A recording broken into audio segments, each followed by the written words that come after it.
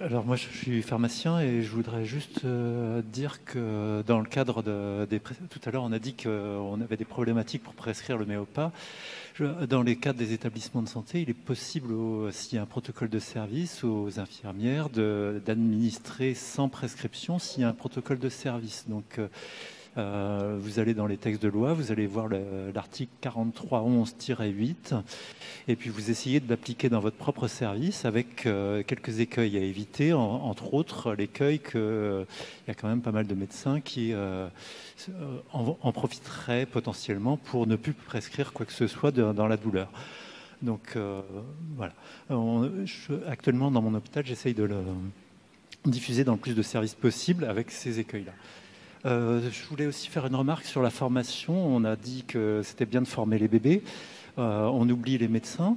C'est pas moi qui le dis, c'est les médecins qui m'entourent et qui disent que dans la formation initiale, il n'y a pas de formation douleur ou quelques heures. Enfin, je sais plus. C'est un nombre ridicule. Quand on essaye dans les hôpitaux où on accueille les internes de les former, nous on a 30-40 internes, on leur fait une vingtaine de formations. Et quand on en a 5 à une formation, on est content. Souvent, on en a 0 qui viennent aux formations qu'on organise, y compris sur la douleur. Voilà.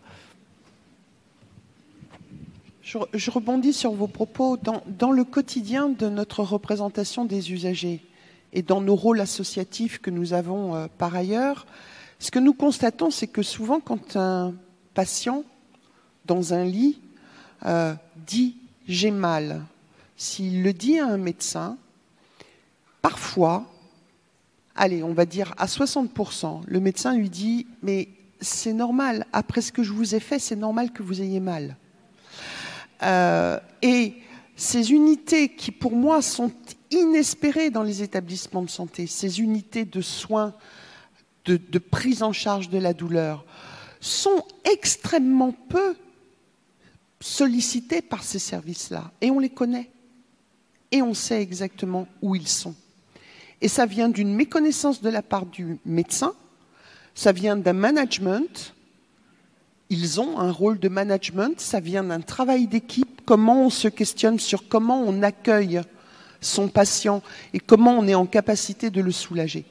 Donc il y a effectivement la formation initiale qui est fondamentale, mais comme vous le soulignez, au quotidien d'un service, chanceux quand on en a un ou deux qui viennent, mais il y a aussi la capacité d'un médecin à comprendre qu'a fortiori, vous savez, c'est cette vieille méthode, si t'as mal, ça veut dire que t'es encore malade.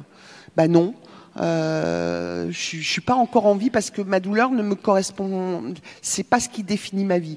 Donc il y a vraiment un travail que vous devez faire au quotidien et vous nous aurez à vos côtés.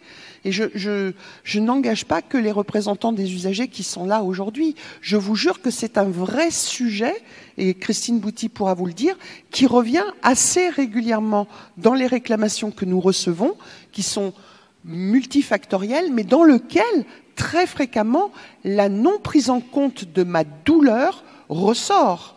Et pour lequel, la plupart du temps, le chef de service ne répond pas à la question. Ce qu'il faut que vous sachiez, c'est que depuis la loi de modernisation de 2016, aujourd'hui, un usager du système de santé peut déclarer un événement indésirable auprès du ministère de la Santé. Il peut aussi le déclarer auprès de l'établissement.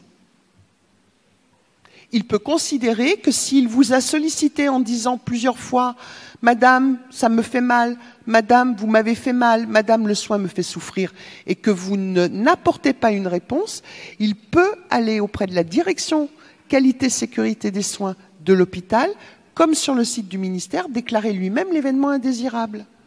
C'est quand même un peu bête d'en arriver là, si ensemble on peut construire quelque chose avant pour un meilleur accueil de la personne et aussi de sa souffrance.